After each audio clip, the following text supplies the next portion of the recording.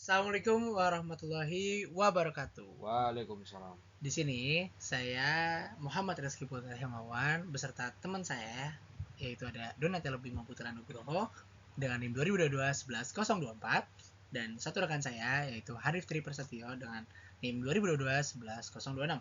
Di sini saya mewakili teman-teman saya ingin membahas seputar etika profesi yaitu sistem manajemen energi ISO 5001 dengan konsep dan manfaat-manfaatnya. Next.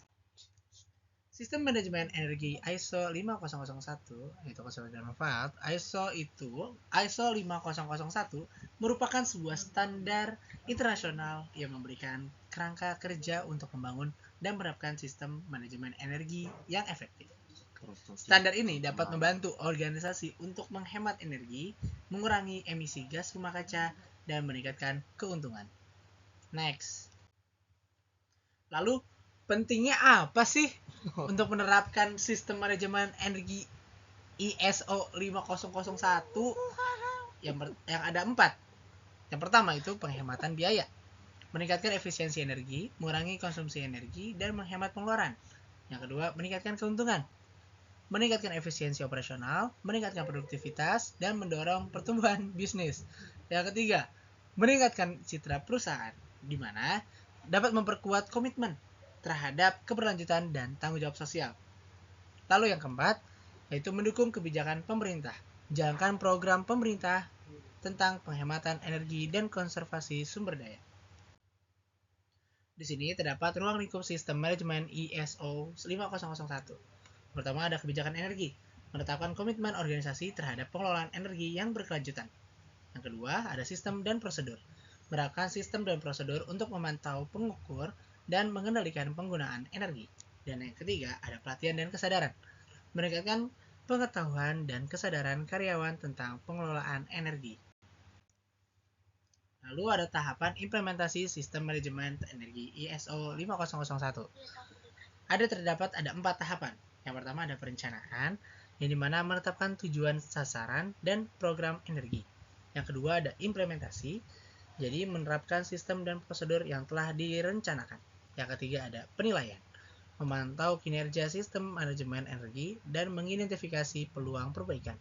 Yang terakhir ada peninjauan, meninjau secara berkala kinerja sistem manajemen energi dan melakukan penyesuaian.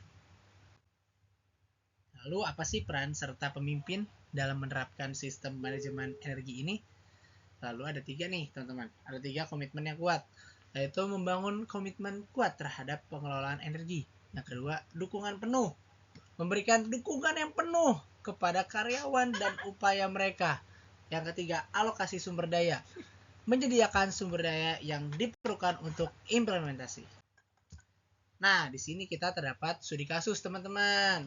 Ada studi kasus yang pertama yaitu menerapkan sistem manajemen energi ISO 501 di perusahaan manufaktur.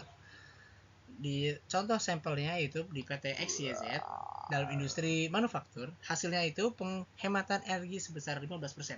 Manfaatnya meningkatkan keuntungan dan mengurangi emisi gas karbon. Lalu untuk studi kasus yang kedua, yaitu penerapan sistem manajemen energi ISO 5001 di Yayasan Nirlaba. Yayasan ABC, Yayasan Nirlaba yang fokus pada pendidikan dan lingkungan. Penerapan ISO 501 itu mengurangi konsumsi energi di kantor dan program.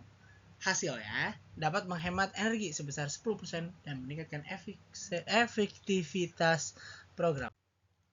Untuk contoh yang ketiga yaitu penerapan sistem manajemen ISO di level negara. Meningkatkan efisiensi yaitu mendorong penghematan energi nasional. Yang kedua melindungi lingkungan dan yang ketiga membangun ketahanan energi. Lalu tantangan dan kendala dalam penerapan sistem manajemen energi ISO 5001. Kurangnya komitmen dari pemimpin dan karyawan. Kurangnya sumber daya. Nah, keterbatasan sumber daya finansial dan teknologi. Lalu kurangnya keahlian. Jadi, kita tuh kurang dalam tenaga ahli dan keahlian dalam pengelolaan energi. Kesimpulannya yaitu ISO 501 merupakan standar yang sangat penting dalam pengelolaan energi penerapannya memiliki banyak manfaat seperti penghematan biaya, peningkatan keuntungan, dan perlindungan lingkungan. Untuk prospek ke depan, ya 5001 akan terus berkembang dan menjadi standar yang semakin penting dalam mencapai keberlanjutan RI. Sekian dan terima kasih. Wassalamualaikum warahmatullahi wabarakatuh.